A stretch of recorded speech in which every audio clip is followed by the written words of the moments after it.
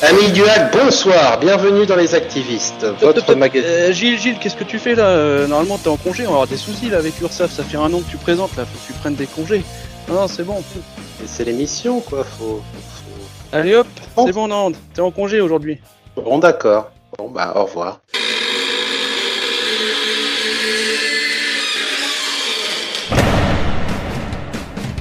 Amis du hack, bonsoir, bienvenue dans Les Activistes, votre podcast en ciel et marine tous les lundis à 18h pour parler de l'actualité du premier et à jamais club de football français en partenariat avec France Bleu Normandie. Autour de la table avec moi pour cette émission, il est l'homme qui conseilla Oswald Tanchot. Bon, c'était en matière d'écouteurs MP3, mais il faut un début à tout.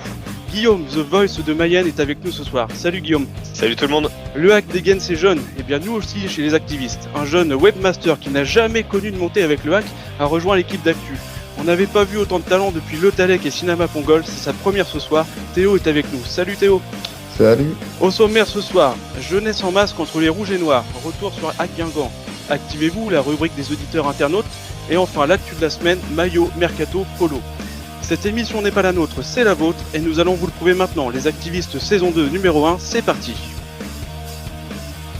Avant de commencer les amis, vous l'aurez entendu, Gilles n'est pas aux commandes de l'émission, alors ne vous inquiétez pas, il va bien, il n'y a pas d'histoire de Covid ou autre. Il est simplement débordé sous une montagne de cartons suite à son déménagement. Donc il reviendra très vite et en attendant, lourde responsabilité pour moi qui portera le brassard d'actu et qui assurera la présentation de cette émission. En tout cas Gilles, on pense à toi et on te souhaite bon courage de la part de toute l'équipe des Activistes. Alors, messieurs, jeunes en masse contre les rouges et noirs, retour sur Hack Guingamp. On peut dire qu'on a assisté à un match équilibré, même animé, avec des équipes qui étaient plutôt prêtes physiquement pour cette première journée de championnat. En tout cas, les joueurs qui étaient sur le terrain, ils étaient prêts parce que du côté de l'infirmerie, on fait déjà le plein côté Havre. Je voulais faire un point avec vous avant de parler de la compo, donc sur les absents avant la rencontre. Dans les buts, on a Gorgelin qui est blessé à l'épaule. Pour la défense, Mayembo qui est toujours blessé à la cuisse. Tierno Baldé, le petit nouveau, est la seule arrivée du mercato qui est rentré de Lens avec un genou gonflé. En ce qui concerne le milieu de terrain, on a Fontaine qui est blessé au visage depuis le 1er mai dernier et qui reviendra seulement le 25 août, ce qui s'est programmé. Et puis devant, on a Elias Mahmoud blessé au genou et puis Godwin Beltin qui traîne sa pubalgie depuis maintenant de nombreux mois. Donc voilà, on a un Paul Le Guen qui a dû composer son premier 11 de la saison avec ses absences. À noter quand même que 10 joueurs sur les 18 du groupe étaient issus du centre de formation. Je me demande si c'était pas arrivé depuis longtemps, sauf les matchs de fin de saison dernière, bien évidemment. Donc du coup, ce qu'il a donné comme compo. Fofana, bien sûr, qui remplace Gorgelin dans les buts. On retrouve notre Umut Merash à gauche, puisque Umut n'est pas encore parti. Est-ce qu'il va partir? On ne sait pas. Gibo et Sanganté pour la défense centrale. Mbemba en ailier droit, qui a fait toute sa préparation à ce poste-là. Alors on a appris en avant-match par François Manoury qu'il avait déjà joué à ce poste à Reims. Au milieu, la paire Lecal et Bas. Et puis pour l'animation offensive, Alioui à gauche, Bonnet en 10, Cornet à droite et Thierry seul devant. Alors messieurs, avant le match, déjà, qu'avez-vous pensé de cette compo? Alors, je vais faire honneur au petit nouveau. Théo, c'est à toi de commencer. Qu'as-tu pensé de cette compo? Sur le papier, on n'était pas forcément sur une mauvaise compo. Après, c'est vrai que on se repose cette saison quand même beaucoup sur les jeunes. On le voit avec Bas qui était en doublure avec lesquels au milieu de terrain. Sanganté pareil, on a fait rentrer Richardson au bout d'un moment. Enfin, c'est une compo très propre sur le papier, mais on voit qu'on va compter beaucoup sur les jeunes et je pense que ce sera comme ça toute la saison. Maintenant à voir, je pense que là c'est encore leur premier match quand même. Donc à voir si au fil de la saison ils vont être vraiment à la hauteur d'un niveau professionnel et puis voir si ça pourrait finalement donner une compo type avec des jeunes. Mais globalement moi j'ai été assez content quand même de cette compo pour une première journée. Et Guillaume, toi, donc tu rejoins un peu Théo, t'étais content aussi par rapport aux absents que j'ai pu nommer là en début d'émission. Finalement, la compo sur le papier, bon, bien sûr, la défense est en chantier quand même. Finalement, c'était pas mal sur le papier. Ouais, sur le papier, c'était pas mal. Ça nous a permis de voir Sanganté et puis Bas des titulaires dès le départ. Après, Quand on regarde la compo, quand on voit la liste des blessés, finalement la compo était vraiment pas mal. Enfin, moi, elle me plaisait. On avait évoqué au départ deux schémas pour débuter, soit en 4-4-2, soit avec le système avec seulement Thierry en pointe. Et je voulais voir cette compo. J'ai pas été déçu du coup. Après, sur le terrain et de ce que ça a donné, au final, on en parlera tout à l'heure, mais Thierry tout seul devant, c'était pas top. Enfin, on l'a pas vu du tout. En tout cas en première mi-temps, et il a été assez invisible, mais sinon au niveau de la compo, ouais, j'étais plutôt satisfait de voir cette compo là. Donc on voit juste qu'en défense c'est vrai qu'il nous manque Mayembo, et puis à droite Mbeba, je suis pas du tout convaincu par cette solution là, mais bon, hier ça a tenu, donc en espérant que ça aille et puis qu'on puisse récupérer les blessés rapidement et qu'on puisse avoir un petit peu plus de sérénité derrière, quoi. Bah justement, ouais, je vais enchaîner avec la première mi-temps. Donc, moi, j'ai noté 5 minutes avec un gros pressing du Hack. J'ai noté des bonnes transmissions du ballon. En tout cas, sur les 10 premières minutes, ça allait assez vite. Après, le match s'équilibre gentiment avec Guingamp qui se crée des occasions repoussées par Fofana par 2 fois. J'ai bien sûr noté un Cornet qui est en jambes mais qui apporte toujours autant sur les coups de pied arrêtés. Il a pu le prouver de nombreuses fois pendant la première mi-temps. Après, la défense qui joue plutôt à se faire peur, avec un Sanganté et un Mbemba qui, j'ai trouvé, moi, n'était pas au rendez-vous. Théo, toi, qu'as-tu retenu de cette première mi-temps? Globalement du bon. C'est vrai que Sanganté, je dirais que voilà, on peut pas non plus le pauvre. C'est encore ses premiers. Mbemba côté droit, je rejoins Guillaume, je suis pas convaincu. Je pense qu'il est mieux au milieu de terrain. Mais globalement, offensivement, Cornet a beaucoup apporté, ouais, sur les coups de pied arrêtés, sur les centres et tout. Maintenant, Thierry, en effet, a pas été. Ce qui nous manquait en première mi-temps, c'est un peu d'efficacité. Et là où Thierry, moi, je l'ai pas vu, mais tout seul en pointe, je suis pas satisfait non plus, quoi. Et toi, Guillaume, du coup, qu'est-ce que tu peux apporter en plus par rapport à ce que vient de dire Théo sur la première mi-temps? Qu'est-ce que ça t'a inspiré cette première mi-temps? Ouais, j'étais vachement content du début du match. On avait de l'envie, on avait de l'intensité. On voyait que les joueurs étaient vraiment motivés, ils allaient de l'avant et tout. Cornet a été top. Franchement, Cornet, c'est un joueur que j'aimais beaucoup. L'année dernière, j'avais beaucoup d'espoir en lui. C'est vrai qu'il a fait la plupart de la saison, il était moyen, et la fin de saison, il était vraiment dans une meilleure dynamique, notamment sur les coups de pied arrêtés. Il nous en avait mis un magnifique, je sais plus contre quelle équipe, mais au Stade Océane. Et là, il est reparti sur la même dynamique, donc j'étais vraiment content de l'appréciation de Cornet et globalement de l'équipe, à part effectivement Mbemba en défense où c'est faible, quoi. Tu stresses, quoi, quand ça va sur son côté, quoi. Donc par contre offensivement, plutôt en deuxième mi-temps, je l'ai trouvé plus intéressant.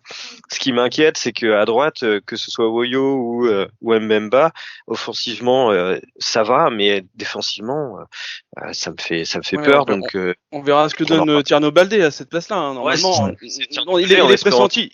Voilà, il est pressenti pour que ce soit lui qui joue, en tout cas. En espérant que sa blessure soit pas trop grave et qu'il puisse revenir, parce que pour une recrue, si on peut pas l'avoir longtemps, ça m'appellera Boutaïb, qu'on a attendu je ne sais combien de temps pour un problème administratif. Mais en tout cas, la première mi-temps, j'étais globalement satisfait, vraiment. Même si Guingamp a eu des situations chaudes, je trouve qu'au niveau de l'envie, il y a eu du changement par rapport à l'année dernière. On joue moins les mains dans les poches. Donc c'était plutôt encourageant, et j'étais optimiste pour la deuxième mi-temps. Oui, c'est vrai. Alors moi, je te rejoindrai sur Cornet. Hein. Pareil que toi, c'est un joueur que vraiment j'ai placé énormément d'espoir en lui l'année dernière, et il a pas répondu présent comme beaucoup d'autres. Mais là, encore une fois, sur ce match-là, on sent qu'il y a quelque chose. Je sais pas, ce joueur, on sent qu'il peut vraiment apporter, mais déjà sur les coups de pied arrêtés, il a une qualité de frappe qui est magnifique. À chaque fois qu'il va frapper un coup de pied arrêté, ça amène quelque chose. Il y a quand même Gibaud qui a réussi à récupérer par 2 fois aussi le ballon, à reprendre le ballon de la tête. On sent que c'est travaillé, on sent qu'il cherche Gibaud, qu'il cherche la tête de Gibaud sur ses coups de pied arrêtés. Vraiment, voilà, moi, en tout cas, sur cette première mi-temps, je retiens cette animation qui a penché bien à droite, en tout cas, mais plutôt grâce à Cornet, hein, pas grâce à Mbemba. Voilà. L'apport des jeunes a été important. L'année dernière, on fera peut-être un bilan ou une comparaison, mais l'année dernière, on avait des des joueurs, on avait l'impression qui se laissaient aller, qui étaient là juste pour qui se mouillaient pas le maillot, qui avaient pas d'envie et tout. Et les jeunes qui avaient été intégrés, c'était pareil, il y avait pas une dynamique. Et là, on a retrouvé une dynamique plus positive, plus combative. Donc ouais, ça m'a donné vraiment envie de voir la seconde mi-temps et ça m'a donné vraiment de l'espoir. Donc on rentre au vestiaire à 0-0, plutôt logique. Hein, il y a eu des actions des deux côtés, les équipes se rendaient bien les coups. Donc j'ai envie de dire, la deuxième mi-temps, on repart un peu sur la même chose, plutôt équilibré. Il y a des changements qui vont intervenir pour nous. Donc Boutaïb qui remplace Bonnet, Richardson qui va remplacer Ba, qui a pris un petit coup quand même en première mi-temps. Hein. Il avait un peu mal à la lèvre, j'ai l'impression. Moi j'ai noté une belle phase de jeu à la 67e avec un cornet qui trouve Thiaré, puis lui qui trouve Boutaïb pour une passe à Richardson en retrait qui donnera rien. Ensuite il y a d'autres changements. Gomez qui remplace Alioui, Koulibaly va remplacer Merache. Et puis, on arrive sur une fin de match plutôt hachée, jusqu'à cette double occasion de Boutaïb, sur laquelle on va revenir, qui va buter sur le gardien, et puis Richardson qui voit sa frappe dégagée par le défenseur Guingampé. Théo, qu'as-tu pensé toi de cette seconde période? Certainement des équipes un peu plus fatiguées qu'en première mi-temps, ce qui a donné peut-être une période un petit peu moins aboutie. Ouais. Les deux équipes étaient clairement moins dans le match. La deuxième période, c'est vrai qu'on pouvait éventuellement s'attendre à la suite de la première et finalement on a baissé de rythme. Le match a baissé de rythme, il était haché par certains moments. Donc deuxième période un peu plus mitigée. Maintenant, faut quand même pas oublier que c'est la première journée. Je pense que physiquement on n'est pas forcément encore au top niveau. C'est normal, c'est le début de saison. On peut pas l'être dès le début, mais à voir. Parce qu'on a quand même, j'ai quand même le souvenir du A qui souvent se relâche, que ce soit après un but ou après quoi que ce soit.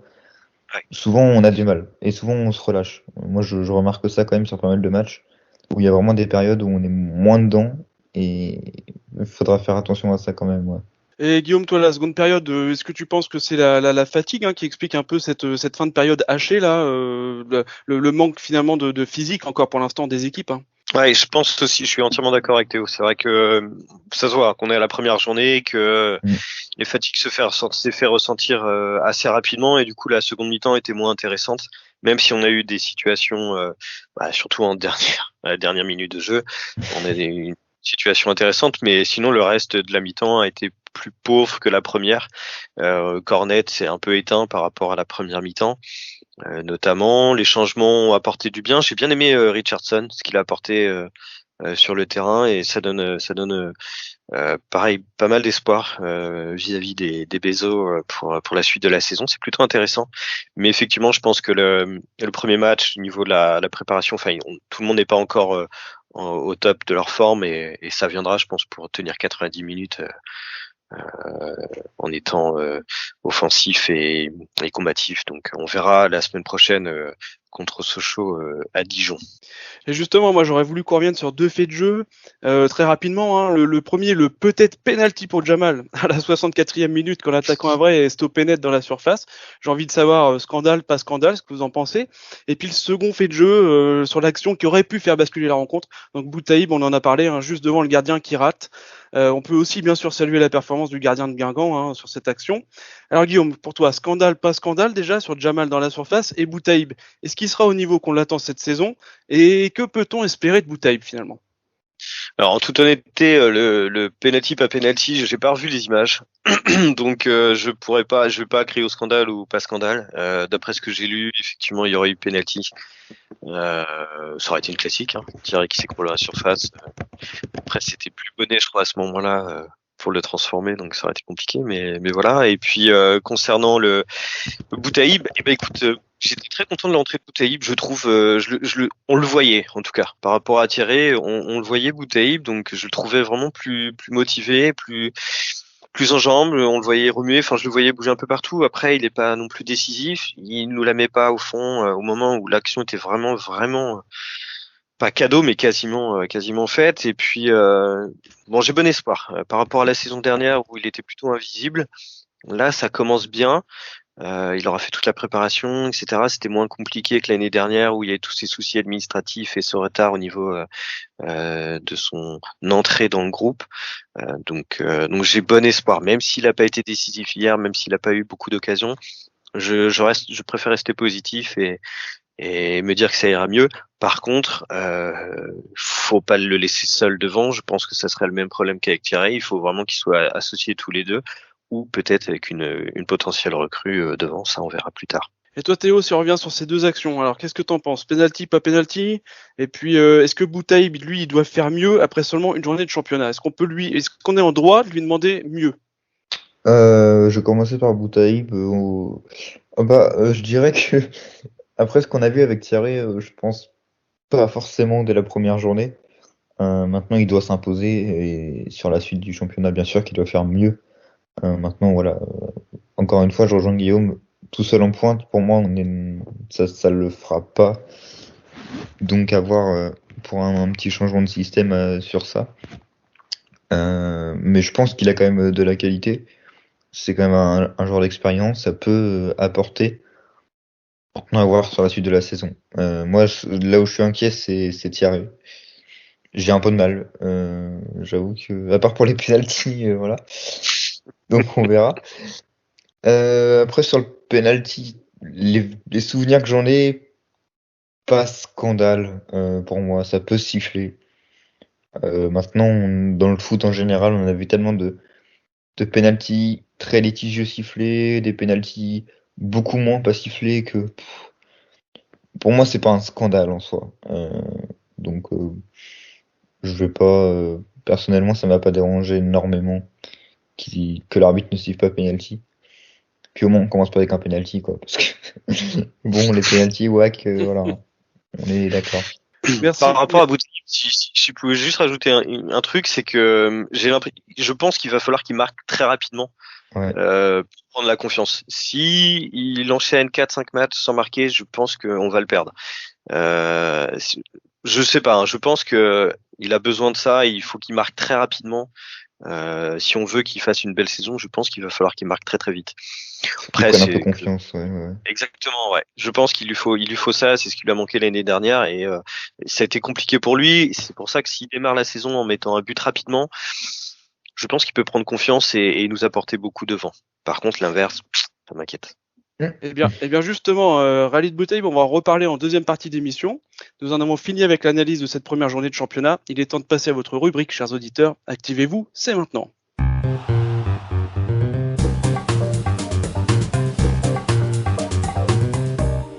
Les amis, vous connaissez cette chronique, je fouille un peu les réseaux en avant-match, on demande à nos followers leurs analyses en fin de match et je partage tout ça avec vous. Alors, je vais spoiler un peu la suite de l'émission parce que c'est un tweet qui parle du dernier sujet en avant-match, mais ça m'a tellement fait rire que je voulais vous le partager. C'est John Kenzo qui nous dit, avant le match, tellement hâte d'être au stade pour voir les recrues de Vincent Volpe qui vont nous permettre de monter cette saison.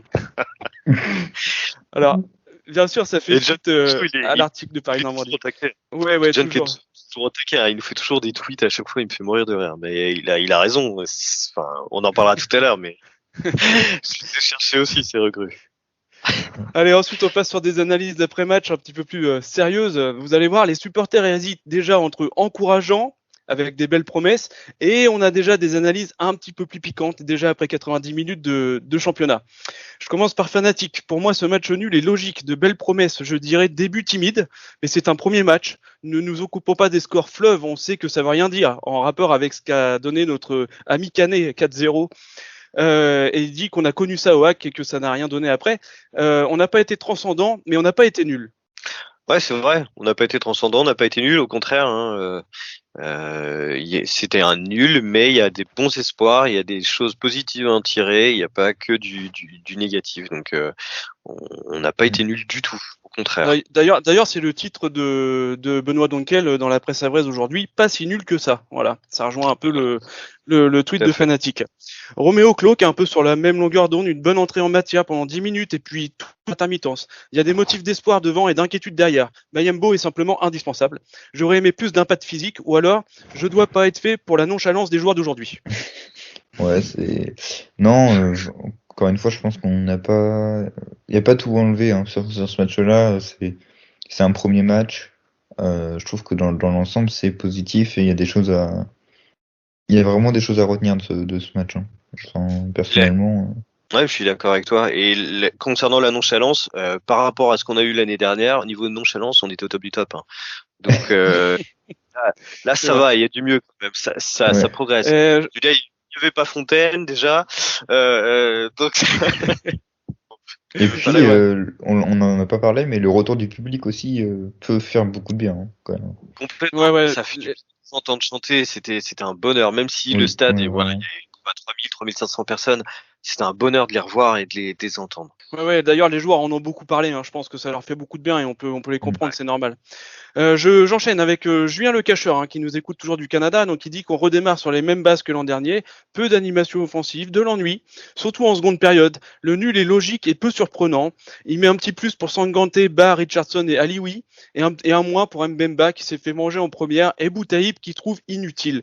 C'est un peu piquant, je dirais, Julien, surtout sur l'ennui, parce que la première mi-temps, enfin, moi, je veux dire ce que je pense, hein, était plutôt pas mal. Et moi, la seconde, je la mettrais surtout, comme on en a parlé, sur des voilà, de la préparation physique. Qu'est-ce que vous en pensez, les gars?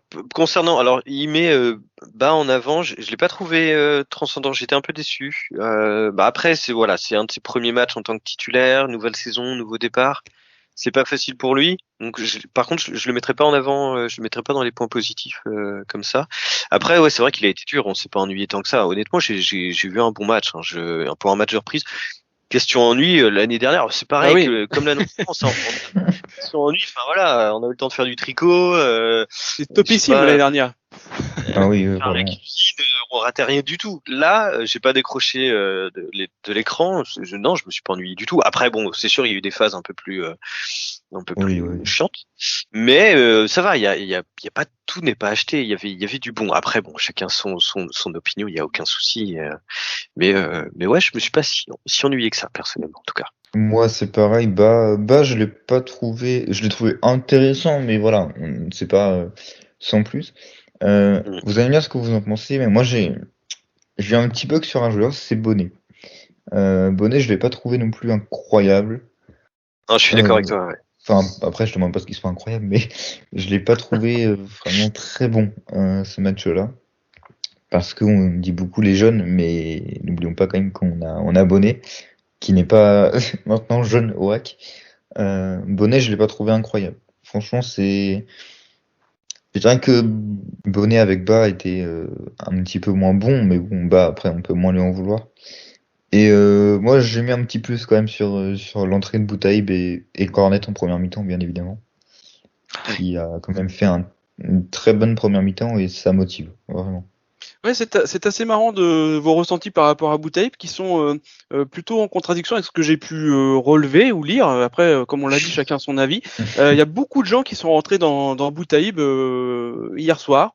Il a pas été. Moi, j'ai envie de dire, il y en a très peu qui sortent du lot hier soir. On n'a pas été si nul, on n'a pas été. Voilà, on a tous. C'était un peu équilibré comme le match. Hein, j'ai envie de dire. Voilà. Après, on a François Menoury qui nous met coup de cœur pour Yaya. Il s'est bien fait chambrer après sa double bourde contre Rennes et il a été décisif hier soir. C'est vrai que Fofana a été au niveau où on l'attendait hier soir. Oui, complètement. Et à un moment, il m'a fait peur hein, sur la tête à bout portant. Alors, je me rappelle plus le nom de l'attaquant Guingampais, malheureusement. Une tête à bout portant. Il la bloque de la main droite. Je me suis dit, ça y est, il va nous faire une boulette.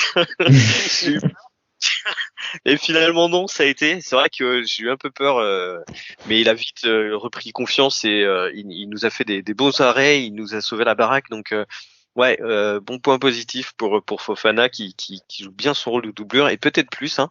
On verra. Je sais pas quand revient Gorgelin, mais pour le moment il fait le job et c'est rassurant par rapport à ses boulettes contre Rennes. Mais bon, c'était un match de préparation, c'est pas très grave encore. Il l'a quand même fait dans l'ensemble d'un match. Mais c'est pareil, je pense que Fofana, c'est un peu, enfin, c'est un joueur comme Boutaïb où besoin de confiance aussi. Il a besoin de temps de jeu, c'est normal. Il a besoin de temps de jeu aussi. Ouais, tout à fait.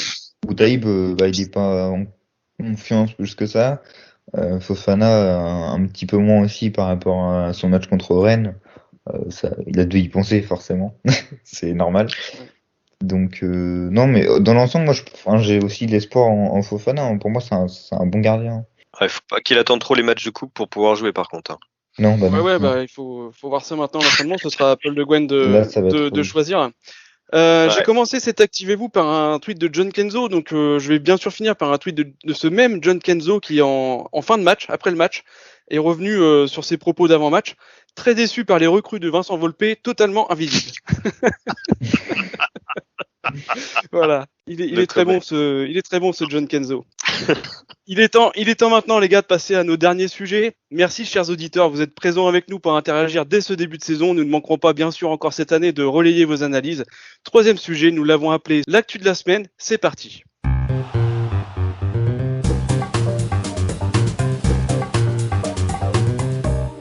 C'est donc l'actu de la semaine que nous avons nommé Maillot Mercato Polo. Alors, la semaine dernière, nous avons eu l'occasion, les gars, de suivre la présentation du nouveau maillot version 2021-2022.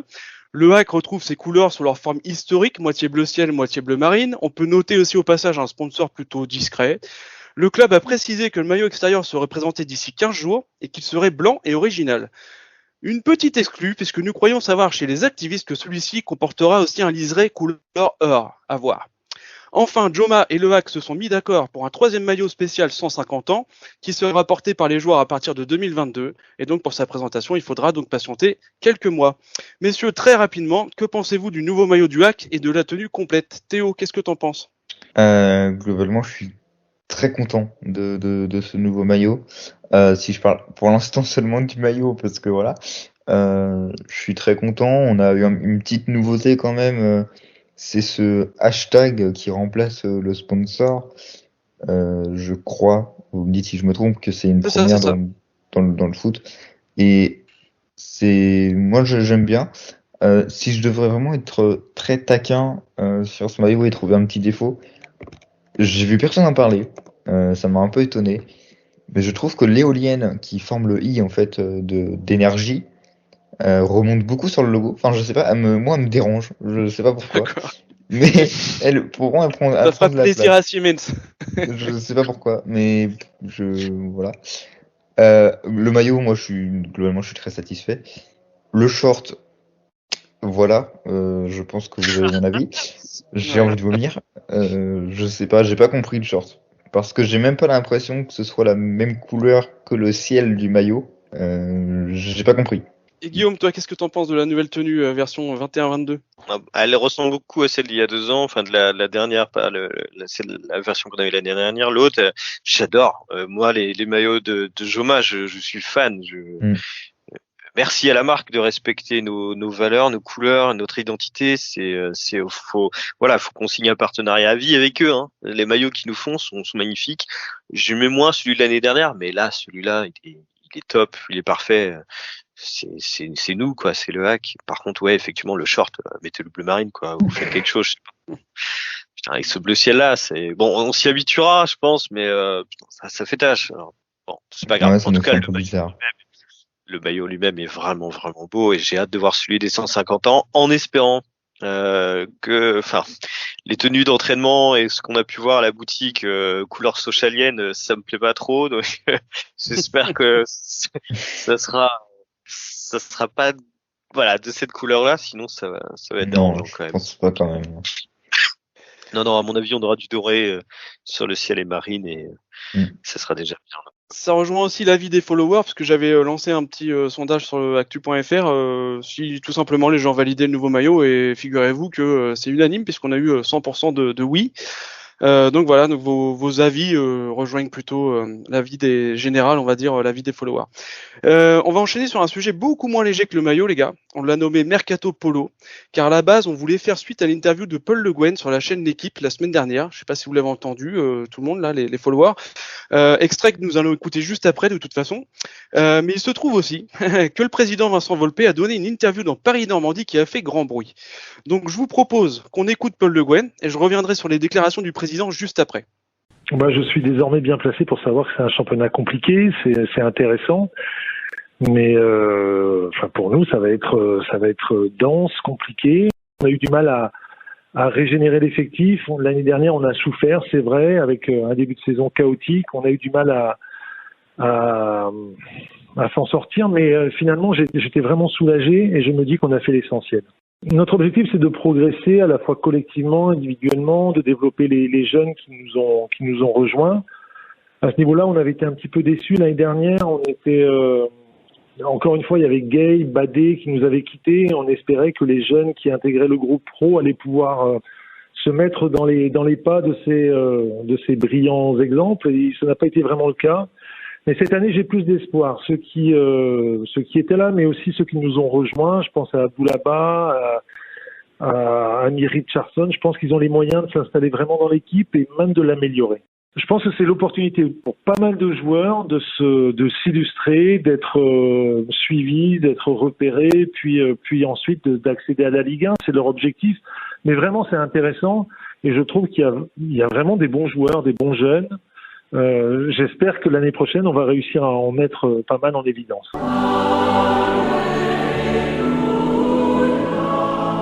Messieurs, on vient d'entendre Paul Le Guen parler de progresser collectivement et individuellement, d'intégrer les jeunes, etc. J'aimerais maintenant vous lire un extrait de l'interview de Vincent Volpe dans Paris-Normandie quand on lui parle des objectifs du HAC cette saison. Depuis que je suis arrivé au club, les premières, troisième et cinquième années ont été bonnes. La septième année sera peut-être la bonne. Plus sérieusement, on vise la montée en Ligue 1, sinon on n'aurait pas recruté. Je crois sincèrement qu'avec l'effectif existant, on peut faire de belles choses. Cette équipe a déjà montré l'année dernière sa capacité à bien jouer contre les équipes mieux classées. On a vu certains joueurs progresser durant la saison et on a décidé de se renforcer à certains postes au pluriel, pour l'instant une seule recrue, Tierno Baldé, je le rappelle, pour être compétitif, même si on est obligé de regarder l'aspect financier, car on a le devoir de pérenniser le club, ce qui est le plus important. J'ai envie de vous demander, 1. Que devons-nous comprendre de tout ça ? Où on trouvait jusque-là les discours plutôt cohérents et en phase avec l'effectif de cette saison, on est d'accord. Paul Le Guen était plutôt cohérent et lucide sur ce qu'il pouvait faire de cette équipe. Comment peut-on parler de montée ? Comment peut-on être en contradiction à ce point entre le discours d'un coach et celui de son président ? Et enfin, comment peut-on mettre cette pression de montée sur le dos de cette jeune équipe ? Guillaume, qu'est-ce que tu retiens de ces échanges, de cette communication entre Paul Le Guen et le président Volpe ? C'est simple, je pense que le président Volpe n'est pas président du HAC, mais d'un autre club, tout simplement. Où il parle des féminines, on m'a dit ça sur les réseaux, il parle des féminines, les gars. Deuxième solution, il a une DeLorean, il est allé dans le futur, il a vu les nouvelles recrues, il est revenu, on a recruté les gars, vous inquiétez pas, ça va bien se passer. Ça va se passer comme ça. Non, alors, est-ce que il a parlé des recrues qu'on a recruté, qu'on a eu sur les années précédentes pour parler de montée et tout ça, parce que s'il parle de cette année, déjà il y a une recrue et encore c'est un prêt sans option d'achat.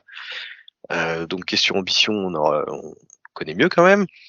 Non, il est complètement. Je comprends pas comment on peut être aussi décalé par rapport à la réalité. Et pour une fois, je trouvais Le Guen vraiment lucide et vraiment clair sur les ambitions, sur l'état du club, etc. Et là, on a le président qui je sais pas, qui a pris un truc et qui était c'est bon les gars, tout va bien, on a recruté, on vise la Ligue 1. Bah non, on n'a pas recruté. La Ligue 1 pour l'instant, on n'en parle pas. On va déjà essayer de faire une bonne saison, une meilleure saison que l'année dernière. Et puis on verra à la trêve déjà comment on est placé et si on peut jouer la montée. Mais pour le moment, tu fais profil bas et tu fais avec ce que t'as, quoi. Alors je vais prendre la défense du président Volpe. Et ouais, j'avais envie ce matin de prendre sa défense. Est-ce que vous pensez pas, et Théo, tu vas réagir là-dessus et tu vas nous dire ce que tu avais à nous partager par rapport à ça, mais est-ce que vous pensez pas que c'est juste un problème de com et qu'il a parlé en parlant de recrue finalement du contrat de Mahmoud, parce que ça peut être considéré comme étant une recrue finalement, Tierno Baldé bien sûr, et est-ce que finalement, comme ça date de fin de semaine dernière, et qu'on sait qu'il y a des rumeurs sur des prochaines signatures imminentes au HAC, 2 joueurs, on parle de 2 joueurs, est-ce que finalement dans sa tête il avait déjà pas ces 2 joueurs-là qui vont arriver? Et du coup, il a un peu vendu la mèche, j'ai envie de dire. Est-ce que finalement, c'est juste pas un problème de com? Théo, qu'est-ce que t'en penses? Non. Enfin, non, mais du sens où problème de com sur les dernières phrases peut-être, mais sur la phrase plus sérieusement, on vise la montée en Ligue 1. C'est vrai. Là, c'est un problème de constatation de son propre club là, parce qu'on on n'est pas du tout pour l'instant en vigueur de monter en Ligue 1 avec cette équipe, même si on peut recruter peut-être encore 1 ou 2 joueurs. On a beaucoup de jeunes et Paul Le Guen l'a dit et on le sait très clairement. Cette saison, on compte beaucoup sur les jeunes. Donc monter en Ligue 1 cette saison est je dirais pas impossible, hein, mais voilà. Je pense honnêtement, moi je vois cette saison comme une année de transition. Une année avec des révélations, peut-être, au niveau des jeunes. Entièrement d'accord. Avec peut-être réussir à imposer notre système de jeu, intégrer des jeunes avec potentiellement, en tout cas j'espère, des nouvelles recrues. Parce que pour l'instant on n'en a qu'une et encore une fois c'est un prêt, donc je sais pas. Mais voilà, peut-être une année de transition, on va se fixer sur un effectif précis, avec des jeunes précis, et voir la saison prochaine. Maintenant peut-être qu'il parlait pour la saison prochaine, hein, je sais pas, hein, mais cette saison je suis pas... Pour moi, problème de com, pas trop, non. En tout cas, messieurs, je pense que côté supporter, on est aussi lucide que Paul Le Guen, et je pense qu'on rejoint un peu plus le discours que Paul avait sur l'équipe, la chaîne L'équipe la semaine dernière. Et puis voilà, je pense que de la majorité, on a accepté la situation. Tel est notre effectif, telle est notre saison à venir, et on verra la Ligue 1 pour plus tard, ou en tout cas la montée pour plus tard. Mais c'est vrai que c'est pas très sérieux. Enfin, je trouve moi personnellement de la part du président Volpe d'avoir fait cette sortie médiatique. Et c'est fini pour ce soir. Nous vous remercions de nous avoir suivis. Pour ne pas manquer nos prochaines émissions, abonnez-vous à notre chaîne YouTube. Laissez-nous un pouce bleu, un commentaire et mettez la cloche afin d'être prévenu dès la sortie. Nous sommes également disponibles sur toutes les plateformes de podcast. Rejoignez-nous sur Twitter, @actu-fr avec le hashtag activiste au pluriel, ainsi que sur notre site actu.fr pour recevoir nos alertes articles et participer au concours de pronostics. Comme la saison dernière, vous pourrez nous retrouver sur l'antenne de notre partenaire France Bleu Normandie chaque jour de match. Nous vous souhaitons une bonne soirée, à bientôt pour le prochain numéro des activistes, et en attendant, allez le hack et allez le Havre. Merci.